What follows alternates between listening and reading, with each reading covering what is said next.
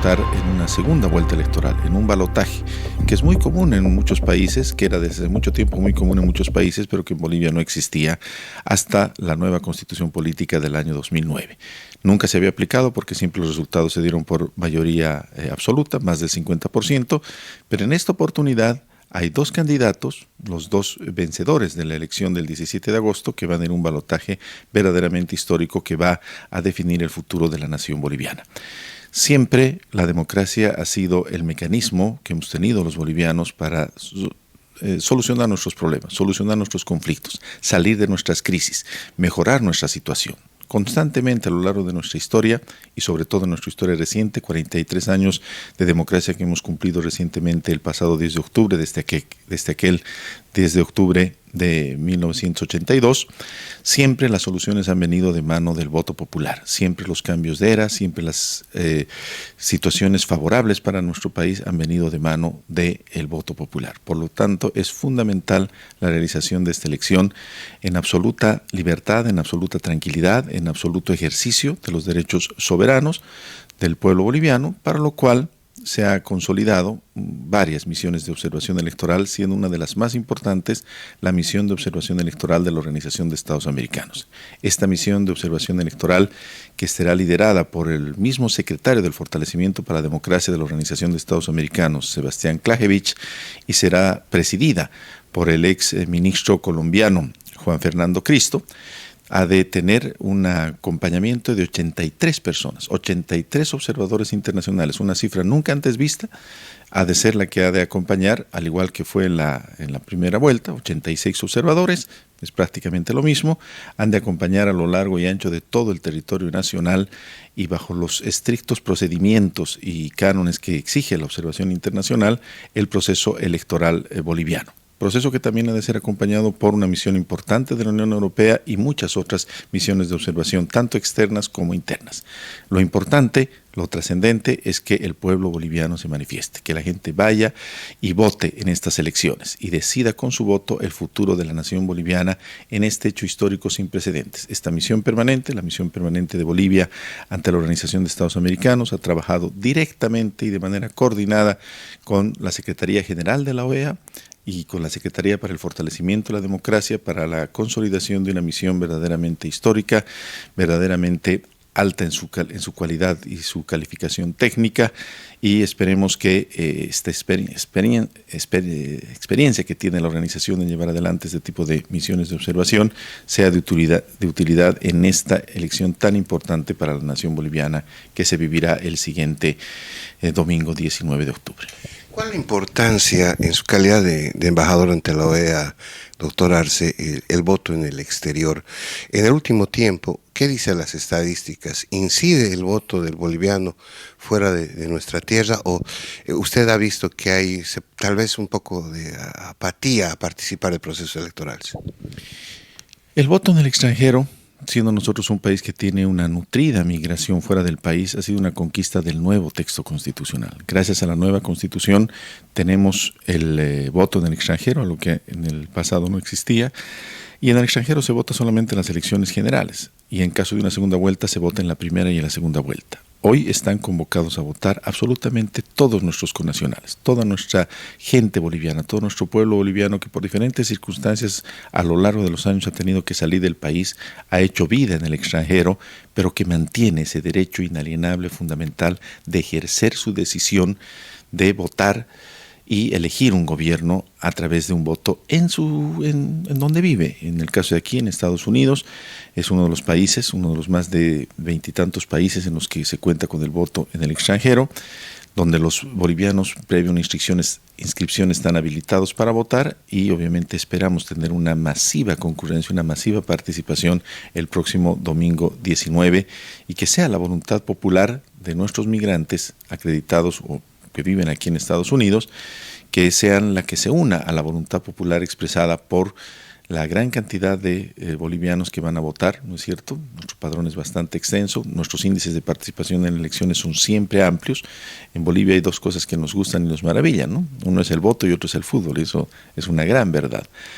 Nosotros tenemos los índices de participación más altos de toda la región y esperemos que la voluntad popular de nuestros connacionales que viven aquí en el extranjero se una a la voluntad nacional de las grandes mayorías de los millones y millones de bolivianos que tenemos en nuestro país y que vivamos una verdadera fiesta democrática en paz, en armonía, que sea cual sea el ganador, ejerza obviamente un periodo constitucional por 5 años como manda la Constitución Política del Estado, que sea quien sea la persona que no resulte ganadora reconozca la victoria de su oponente en un pleno ejercicio democrático y que finalmente los bolivianos después de esta elección tengamos quizá la histórica oportunidad de unirnos, de trabajar juntos y quizá, quién sabe, escuchar a los organismos internacionales que en más de una oportunidad nos ha mencionado que la cohesión social, el reencuentro, la reconciliación entre bolivianos es el elemento más importante para salir de la situación en la que nos encontramos, para mejorar nuestras condiciones de vida y en definitiva para encarar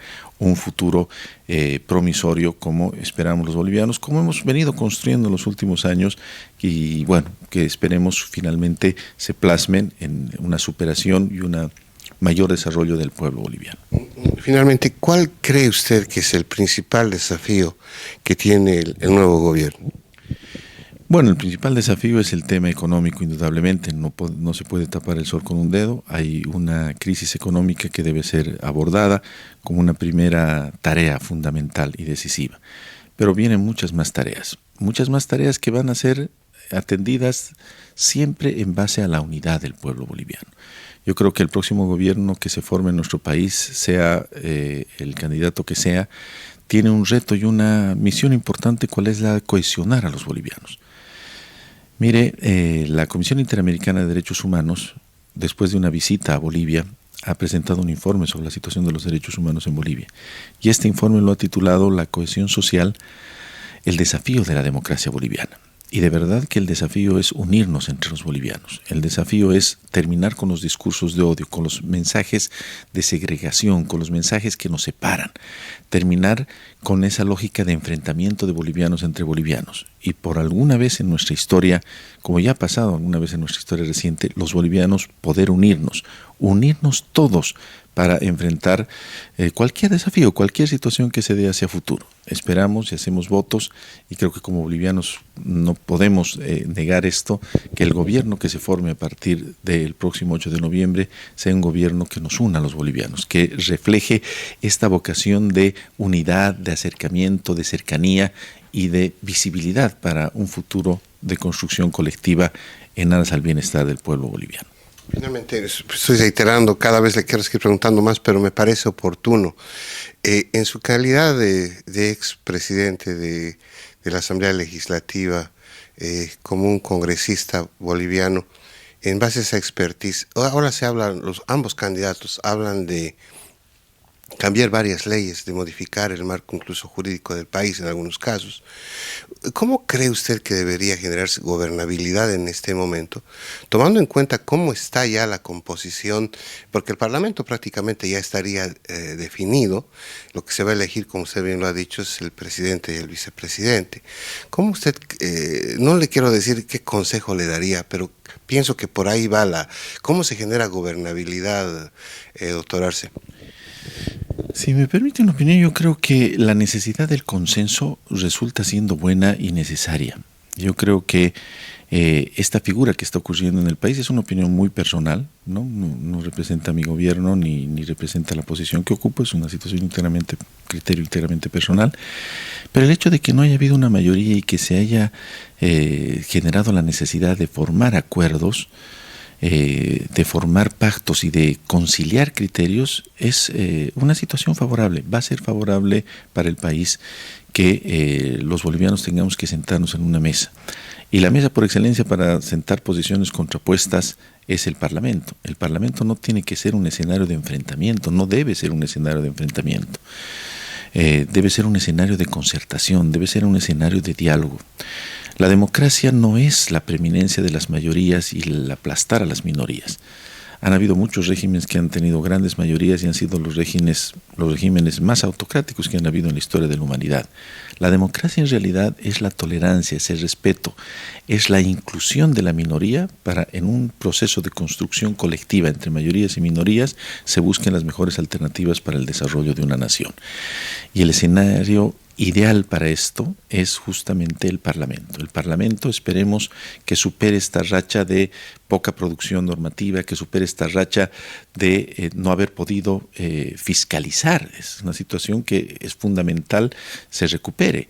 El Parlamento tiene una función fiscalizadora desde el origen del Parlamento, desde el origen del Parlamento en Inglaterra, desde el origen del Parlamento en Francia, en todos los sistemas parlamentarios siempre la función fiscalizadora es fundamental, que ahora no está ejecutada, que no ha podido ser ejecutada. Esa función tiene que recuperarse. Y tiene que recuperarse finalmente la función legislativa. Necesitamos retomar una agenda legislativa muy importante, trascendental para el país, que abarca desde temas económicos, reforma de la justicia, hasta temas sociales importantes. En ese sentido, bajo otra lógica, bajo la mirada de una visión de Estado diferente, que es lo que va a generar un nuevo gobierno, esperemos que los grandes principios del derecho, los grandes principios del trabajo social y político que se necesitan sean rescatados y finalmente se pueda ver el futuro con fe y con esperanza, sin olvidar que obviamente toda la labor del Estado debe ser abocada siempre al bienestar del pueblo.